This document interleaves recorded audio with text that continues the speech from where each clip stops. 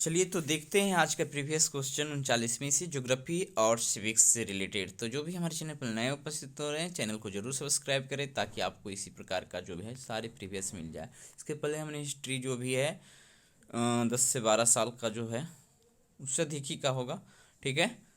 1992 से लेकर अभी तक का अपलोड कर दिया है हिस्ट्री। तो आज देखते हैं ज्योग्राफी और सिविक्स को।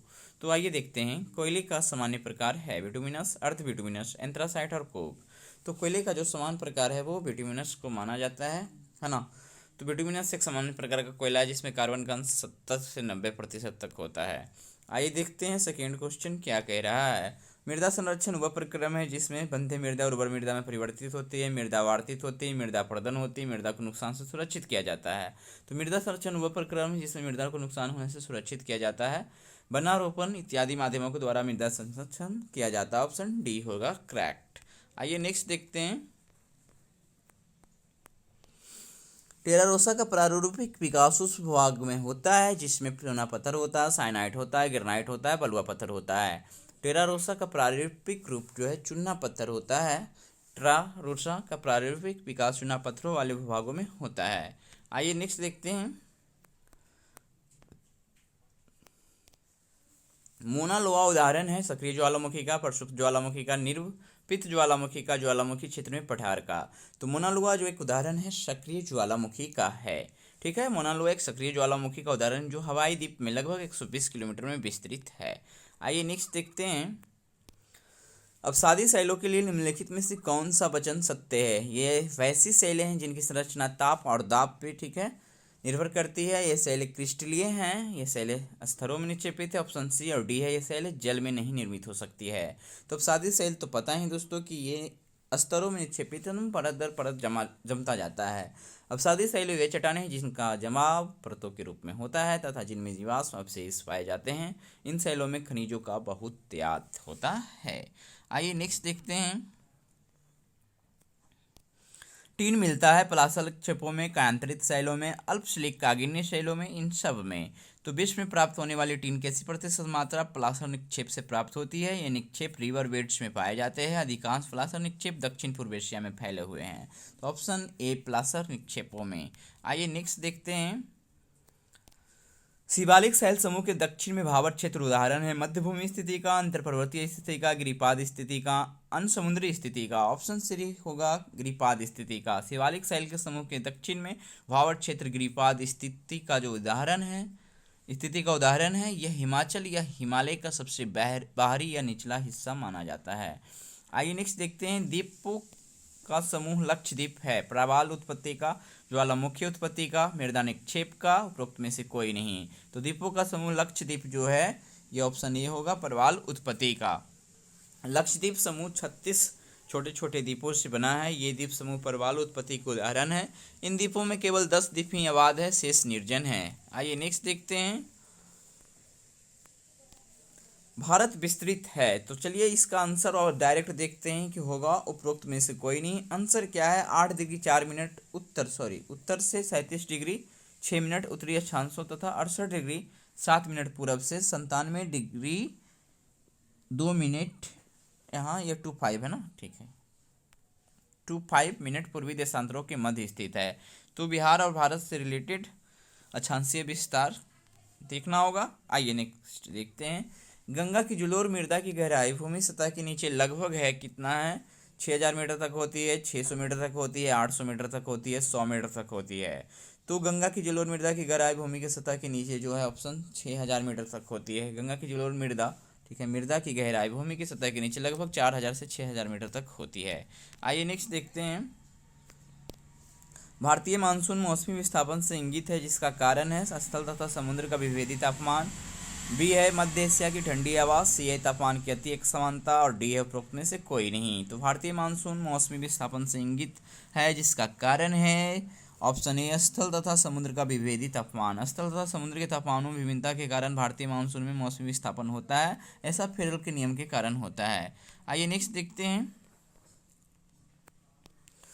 तिब्बत में मानसरोवर झील के पास जिस नदी का स्रोत है वह है ब्रह्मपुत्र, सतलज, सिंधु, उपरोक्त में से सभी। तो तिब्बत में मानसरोवर झील के पास जिस नदी का स्रोत है वह है ऑप्शन डी, ठीक है। उपरोक्त सभी ब्रह्मपुत्र, सतलज, सिंधु आदि नदियां तिब्बत में कैलाश पर्वत के निकट स्थित राक्षस ताल झील से निकलती है। आइए नेक्स्ट देखते हैं। हुंडरू प्रपात निर्मित है इंद्रावती पर, कावेरी पर, स्वर्णरेखा पर, किसी पर नहीं। तो हुंडरू जलप्रपात स्वर्णरेखा नदी पर है जो रांची में स्थित है ना। तो ये आंसर होगा ऑप्शन सी, स्वर्णरेखा नदी पर। आइए नेक्स्ट देखते हैं। हिमालय में हिमरेखा निम्न के बीच होती है 4300 से 6000 मीटर पूर्व में, 4000 से 5800 मीटर पश्चिम में, सी है 4500 से 6000 मीटर पश्चिम में, और डी है उपरोक्त में से कोई नहीं। 4300 से 6000 मीटर पूर्व में जो है हिमालय में हिमरेखा जो है इन दोनों के बीच में स्थित है। आइए नेक्स्ट देखते हैं। हिमालय के विभिन्न भागों में हिमरेखा की ऊंचाइयां भिन्न भिन्न है, परंतु औसत हिमरेखा की ऊंचाइयां उत्तर भाग पर 5500 से 6000 मीटर है और महान हिमालय के दक्षिण भाग पर 4500 से 6000 मीटर पाई जाती है। इसी प्रकार पश्चिमी हिमालय की औसत हिमरेखा जो है इसकी ऊंचाई जो है कितना है, कितना 5800 मीटर तथा पूर्वी हिमालय से में 4300 मीटर में पाई जाती है। आइए नेक्स्ट देखते हैं। भारत की तट रेखा की लंबाई क्या है। तो ये आपका क्वेश्चन है। तो 6200 किलोमीटर, 6100 किलोमीटर लंबी और 5985 किलोमीटर और 6175 किलोमीटर। तो ये बी ऑप्शन ठीक है। भारत की भूमि मुख्य भूमि तटरेखा की लंबाई 6100 किलोमीटर तथा लक्षद्वीप एवं अंडमान और निकोबार द्वीप समूह सहित भारत की संपूर्ण तटरेखा की लंबाई 7516.6 किलोमीटर है। आइए नेक्स्ट देखते हैं। नकदी फसल में सम्मिलित नहीं है गन्ना, कपास, जूट, गेहूं। तो नकदी फसल में सम्मिलित नहीं है तो गेहूं एक खाद्यान्न और रबी की फसल है। गन्ना, कपास, जूट, तंबाकू, चाय, कहवा और रबड़ आदि नकदी फसलें हैं। आइए नेक्स्ट देखते हैं। भारत का प्रथम उर्वरक संयंत्र कहाँ लगा था। नांगल, सिंदरी, आलवेट, ट्राम्बे। Option B Sindri. भारत का प्रथम उर्वरक कारखाना सिंदरी झारखंड में सन 1951 में स्थापित किया गया था। आइए नेक्स्ट देखते हैं। निम्न में कौन सा महाद्वीप क्षेत्रफल के अनुसार सबसे बड़ा है। यूरोप, अफ्रीका, उत्तरी अमेरिका, दक्षिणी अमेरिका। तो इसमें निम्न में से तो अफ्रीका बड़ा होगा दोस्तों, ठीक है। एशिया सबसे बड़ा है, अफ्रीका हो गया दूसरे स्थान पे, उत्तरी अमेरिका हो गया तीसरे स्थान पे। इसी प्रकार से आउट का आप सीरीज देख सकते हैं मटेरियल जमा करके। आइए देखते हैं। साफ रातें मेघी रातों की अपेक्षा अधिक ठंडी होती है। संघनन के कारण, विकिरण के कारण, आपतन के कारण, चालन के कारण। तो साफ रातें मेघी रातों की अपेक्षा अधिक ठंडी होती है। ऑप्शन बी विकिरण के कारण। साफ रातें मेघी रातों की अपेक्षा विकिरण के कारण अधिक ठंडी होती है। बादलों के कारण पृथ्वी की सतह से ऊष्मा का उत्सर्जन नहीं हो पाता है और वे वायुमंडल को गर्म कर देती है, जिससे मेघी रातें गर्म हो जाती है। आइए नेक्स्ट देखते हैं। निम्नलिखित में से किस युगों का मिलान सही है। भूमध्य सागरीय क्षेत्र गर्मी की वर्षा, भूमध्य क्षेत्र गरज के साथ वर्षा मध्याह्न में, और सी ऑप्शन है मानसूनी क्षेत्र पूरे साल भर भारी वर्षा, और डी है मरुस्थलीय क्षेत्र जाड़े की वर्षा। तो ऑप्शन बी होगा भूमध्य क्षेत्र गरज के साथ वर्षा मध्याह्न में। भूमध्य सागरीय क्षेत्र में जाड़े में वर्षा होती है, जबकि भूमध्य या विषुवतरेखीय क्षेत्र में प्रतिदिन मध्याह्न में गरज के साथ मूसलाधार बारिश होती है। मानसूनी जलवायु क्षेत्रों में वर्षा ग्रीष्म ऋतु में होती है। मरुस्थलीय क्षेत्रों में वर्षा का अभाव होता है। आइए नेक्स्ट देखते हैं। पूर्वी समुद्र की स्वामिनी का नाम है। श्रीलंका, पाकिस्तान, बर्मा, भारत। तो आंसर होगा ऑप्शन डी भारत। भारत को पूर्व का मोती भी कहा जाता है और पूर्वी समुद्र की स्वामिनी भी कहा जाता है, क्योंकि यह हिंद महासागर से घिरा है। लेकिन दोस्तों जिस वक्त क्वेश्चन आया था यही आंसर है, कहीं श्रीलंका तो नहीं है, देखना होगा, ठीक है। ऐसे तो इसमें भारत ही है। आइए नेक्स्ट देखते हैं।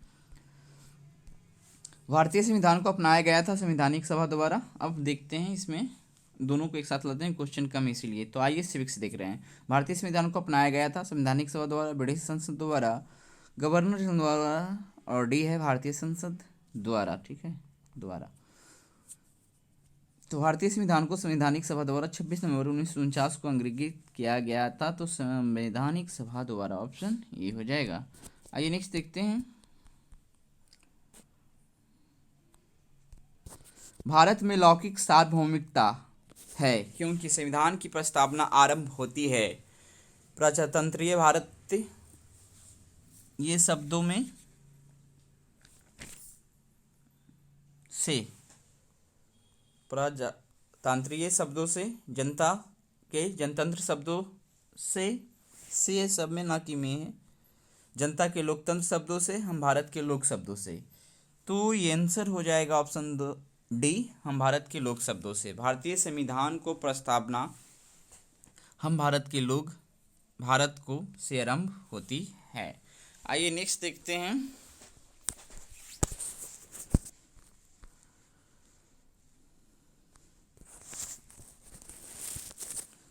कोई धन विधेयक प्रस्तावित हो सकता है केवल राज्यसभा में, केवल लोकसभा में, एक साथ दोनों सदनों में, दोनों सदनों के संयुक्त सत्र में। तो देखना है दोस्तों कि ये जो होगा धन विधेयक, तो जानते हैं ये सब हॉट क्वेश्चन है। केवल लोकसभा में, कोई भी धन विधेयक केवल लोकसभा में प्रस्तावित हो सकता है जिसमें राष्ट्रपति को पूर्व सहमति आवश्यक है। इसका उल्लेख संविधान के अनुच्छेद 110 में है।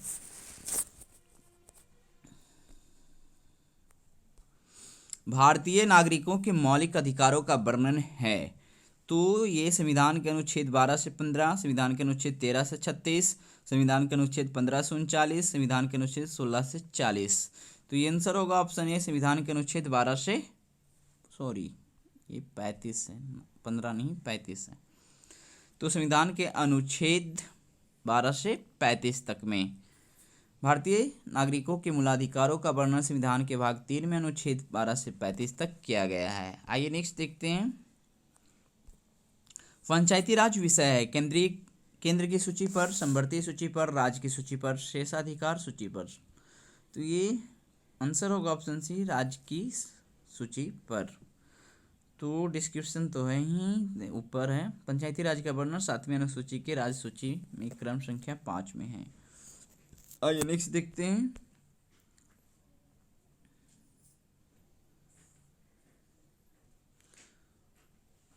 भारतीय संविधान के निम्नलिखित अनुच्छेदों में से कौन सा अनुच्छेद राज्य की सरकारों को ग्राम पंचायतों को संगठित करने का निर्देश देता है? तो ये आंसर होगा ऑप्शन सी, अनुच्छेद 40। संविधान के अनुच्छेद 40 में राज्य को पंचायतों के गठन का निर्देश दिया गया है। आइए नेक्स्ट देखते हैं।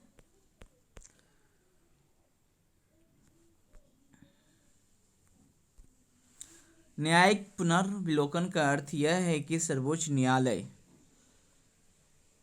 अब ऑप्शन देखते हैं, को सभी प्रकरणों पर अंतिम अधिकार प्राप्त है, राष्ट्रपति के विरुद्ध दोषारोपण कर सकता है, सी है उच्च न्यायालय द्वारा निर्णीत प्रकरणों को समालोचना कर सकता है, डी है किसी भी राज्य के काम को अवैध घोषित कर सकता है। ठीक है, घोषित छूट गया है।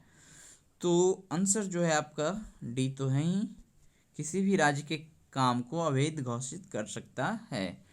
थोड़ा डिस्क्रिप्शन है, ये देखते हैं। न्यायिक पुनर्विलोकन के तहत उच्चतम न्यायालय को संसद तथा राज्य विधानमंडलों द्वारा बनाए गए कानून की समीक्षा का अधिकार प्राप्त हुआ है। इन दोनों द्वारा बनाए गए किसी भी कानून को शून्य घोषित कर सकता है यदि उनके निर्माण को संवैधानिक प्रावधानों का उल्लंघन हुआ हो। तो यह व्यवस्था अमेरिकी संविधान से ली गई है। भारतीय संविधान में इसे अनुच्छेद 13 से जोड़ा कर देखा जा सकता है। चलिए नेक्स्ट देखते हैं। एक कल्याणकारी राज्य के निदेशक आदर्श वर्णित हैं। नीति निर्देशक आदर्श कहाँ वर्णित है? तो ये आंसर होगा ऑप्शन ए, राज्य के नीति निर्देशक तत्व में। ठीक है, निदेशक आदर्श वर्णित है तो राज्य के नीति निर्देशक तत्व में। इसका डिस्क्रिप्शन शायद नहीं है क्या? चलिए है। आइए, तो संविधान के भाग 4 में वर्णित नीति निर्देशक तत्व राज्य के स्वरूप को कल्याणकारी बनाता है। नीति निर्देशक तत्वों का वर्णन संविधान के अनुच्छेद 36 से 51 तक है। आइए नेक्स्ट देखते हैं। लोकसभा के स्पीकर का निर्वाचन होता है। तो ये जो होता है लोकसभा के सभी सदस्यों के द्वारा। ठीक है, तो संविधान के अनुच्छेद 93 में यह व्यवस्था दी गई है कि लोकसभा अपने गठन के पश्चात अपने सदस्यों में से अध्यक्ष तथा उपाध्यक्ष का चुनाव करेगी। आइए नेक्स्ट देखते हैं। भारत के राष्ट्रपति को उसके पद से हटाया जा सकता है भारत के प्रधानमंत्री द्वारा, लोकसभा द्वारा, भारत के मुख्य न्यायाधीश द्वारा और संसद द्वारा। तो आंसर होगा संसद द्वारा। भारत के राष्ट्रपति को महाभियोग द्वारा हटाया जा सकता है। महाभियोग एक न्यायिक प्रक्रिया है जो संसद में चलाई जाती है। संसद के किसी भी सदन में महाभियोग की प्रक्रिया शुरू की जा सकती है, ये अनुच्छेद 61 के तहत। आइए नेक्स्ट देखते हैं। भारत में किसी भी सदन का सदस्य हुए बिना कोई व्यक्ति कब तक मंत्री पद पर आसीन रह सकता है? तो ये 6 महीने तक। भारत में किसी भी सदन का सदस्य हुए बिना कोई व्यक्ति 6 महीने तक या 6 महीने से अधिक नहीं मंत्री पद पर आसीन रह सकता है। आइए नेक्स्ट देखते हैं। संसद के 2 सत्रों के बीच अधिक अंतराल होना चाहिए, तो 6 महीने का। संसद के 2 सत्रों के बीच अधिकतम 6 माह का अंतराल होना चाहिए। वर्ष में कुल 3 सत्र होते हैं, बजट सत्र, मानसून सत्र और शीतकालीन सत्र। विशेष परिस्थितियों में विशेष सत्र भी बुलाया जाता है। भारत के प्रजातंत्र इस तथ्य पर आधारित है कि संविधान लिखित है, यहाँ मौलिक अधिकार प्रदान किए गए हैं, जनता को सरकारों को चुनने तथा बदलने का अधिकार प्राप्त है, यहाँ राज्य की नीति निर्देशक तत्व है। तो ऑप्शन सी होगा, जनता को सरकारों को चुनने तथा बदलने का अधिकार प्राप्त है। भारत में प्रजातंत्र इस बात से झलकता है कि यहाँ पर जनता सांसदों विधायकों के निर्वाचन के माध्यम से अपने अनुकूल सरकार का चुनाव सीधे करती है। आइए नेक्स्ट देखते हैं।